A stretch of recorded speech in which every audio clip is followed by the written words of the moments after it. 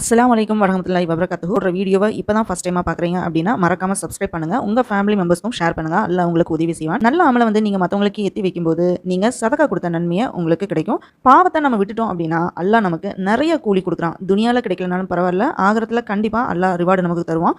அல்லாஹ்வை நினச்சி இஹ்லாஸோட இந்த 8 பாயிண்ட்டும் ஃபாலோ பண்ணுங்கள். துனியாவில் இருக்கிற மனுஷங்களை நினச்சி தௌபா பண்ணாதீங்க, அது வேஸ்ட்டு. ஃபஸ்ட்டு பாயிண்ட் என்னென்னா, நீங்கள் என்ன பாவம் செஞ்சுருக்கீங்களோ அதை நினச்சி ஃபஸ்ட்டு ஃபீல் பண்ணுங்கள் அல்லாஹ் கிட்ட.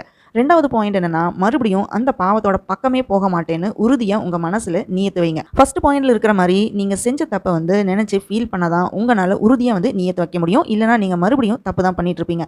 ஏன்னா சைத்தான் வந்து நம்மளே சும்மா இருக்க விட மாட்டான். மூணாவது பாயிண்ட் என்னன்னா, நீங்கள் என்னென்ன பாவம் துரோகம் செஞ்சுருக்கீங்களோ அது எல்லாத்தையுமே நினச்சி மனசு வருந்தி அழுது அல்லாட்ட தௌபா செய்யணும். சுஜூதில் ரொம்ப நேரம் அழுது தௌபா கேளுங்க. அல்லாஹ் மிக இரக்கமுள்ளவன். அப்புறம் பார்த்துக்கலாம், அல்லாஹ் இரக்கமுள்ளவன் ஆச்சு அப்படின்ட்டு நம்ம டேரக்டாக அல்லாவை மீட் பண்ணும்போது அல்லாட்ட கேட்டுக்கலான்னு நீங்கள் திங்க் பண்ணனா நீங்கள் நஷ்டவாளி கூட்டத்தில் தான் இருக்கணும். துனியாவில் மட்டும்தான் அல்லாஹ் வந்து ரொம்ப ரொம்ப இரக்கமுள்ளவன். ஆகிரால அல்லாஹ் டோட்டலாக டிஃப்ரெண்டாக இருப்பான். நமக்கு எப்போ மௌத்து வரும்னு தெரியாது. அதனால இப்போவே அல்லாஹ் கிட்ட மனசார அழுது செஞ்ச பாவத்துக்கு தௌபா செஞ்சிடணும். ரமலான் மாசத்துல கண்டிப்பாக எல்லாருமே தௌபா செஞ்சிருப்போம். அப்படி செய்யாதவங்க இந்த வீடியோவை ஃபுல்லாக பாருங்க, பார்த்துட்டாவது அல்லாஹ் கிட்ட தௌபா செஞ்சிடுங்க இப்போவே. நாலாவது பாயிண்ட், உள்ளத்தில் இஹ்லாஸோட தௌபா செய்யணும். இஹ்லாஸ்ன்றது ஒரு அரபிக் வேர்டு. நிறைய பேருக்கு அரபிக் வேர்டோட மீனிங் தெரியாது. பட் இந்த மாதிரி இருக்கிற வேர்டு எல்லாமே நம்ம கேட்டிருப்போம்.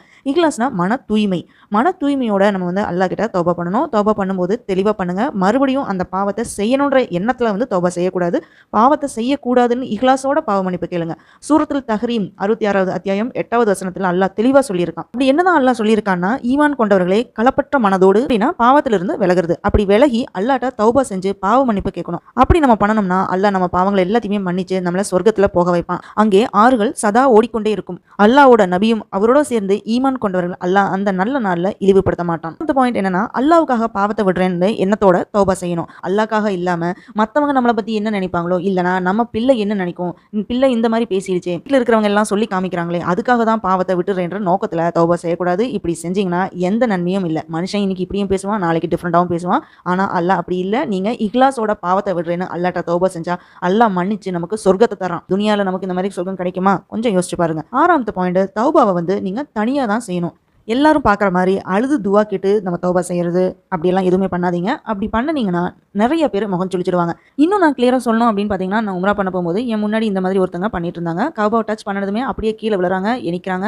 இப்படியே 2-3 தடவை பண்ணிட்டு இருந்தாங்க. அதுவும் இல்லாமல் அதுக்கப்புறம் என்ன பண்ணாங்க பார்த்தீங்கன்னா, நான் முஸ்லீமில் யாராவது இறந்துட்டாங்கன்னா அந்த வீட்டில் வந்து நெஞ்சில் அடிச்சுட்டு அழுவாங்க இல்லையா, அந்த மாதிரி இவங்க ரியாக்ஷன்லாம் பண்ண ஆரம்பிச்சிட்டாங்க. எங்களுக்கு ரொம்ப பயமாயிடுச்சு. இவங்க வயசானவங்க வேற. அந்த மாதிரி பண்ணும்போது பார்க்குறவங்க மனசில் அந்த சூழ்நிலையில் எப்படி இருக்கும் பார்த்தீங்கன்னா, முகஸ்துதியை வந்து ஏற்படுத்திடும். தனியாக ஒரு ரூமில் போய் 2 ரக்காத் தொழுது இஹ்லாஸோட அல்லாட்ட சுஜூதில் பாவ மன்னிப்பு கேளுங்க. ஏழாவது பாயிண்ட் என்னன்னா, அல்லாட்ட மட்டும்தான் நீங்கள் வந்து தௌபா செய்யணும். சூரா ஆல இம்ரான் அத்தியாயம் 3 வசனம் 135 அல்லாஹ் வந்து கிளியராக வந்து என்ன சொல்லியிருக்கான்னா, நம்ம ஏதாவது பாவத்தை செஞ்சுட்டு, அதாவது மானக்கேடனா ஏதாவது செஞ்சுட்டு நமக்கு நம்ம பனிஷ்மெண்ட் கொடுத்துக்கிட்டா அல்லாஹ் வந்து அதை மன்னிச்சிடுவான் அப்படின்னு நினைக்கிறாங்க. அப்படி வந்து பாவ மன்னிப்பு அல்லாட்ட கேட்குறாங்க. அல்லாஹ்வை தவிர இந்த பாவத்தை மன்னிக்கிறோம் வேறு யாருமே இருக்க முடியாது. நம்ம தப்பு பண்ணிட்டோம்னு நம்ம தெரிஞ்சுட்டே அதில் பிடிவாதமாக இருக்குவாங்க ஒரு சில பேர். நிறைய பேர் இருக்காங்க, அவங்களுக்காகவே வந்து பனிஷ்மெண்ட் கொடுக்குறேன்னு சொல்லி மற்றவங்களுக்கு தான் அவங்க வந்து பனிஷ்மெண்ட் கொடுத்துட்டு இருக்காங்க. ஏதாவது தப்பு பண்ணியிருந்தா அல்லாட்ட தான் இஹ்லாஸோட தௌபா செய்யணும். அதை விட்டுட்டு தனக்கு தானே பனிஷ்மெண்ட் கொடுத்துக்கிறது எல்லாமே நோ யூஸ்ன்னு தான் நான் சொல்லணும். எட்டாவது பாயிண்ட், பாவம் இனிமேல் நான் செய்ய மாட்டேன்னு நீங்கள் தௌபா செஞ்சுட்டு அதுக்கப்புறம் அந்த பாவத்தை பற்றி யார்கிட்டையும் எப்போவுமே சொல்லக்கூடாது. ஏன்னா நீங்கள் அல்லாட்ட இஹ்லாஸோட தௌபா கேட்டாச்சு.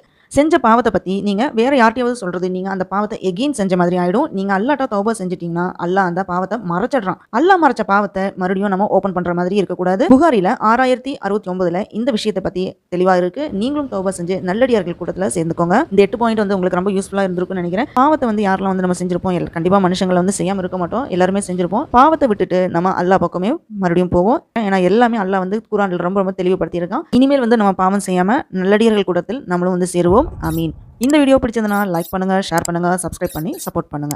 அஸ்ஸலாமு அலைக்கும் வரஹ்மத்துல்லாஹி வபரகாத்துஹு.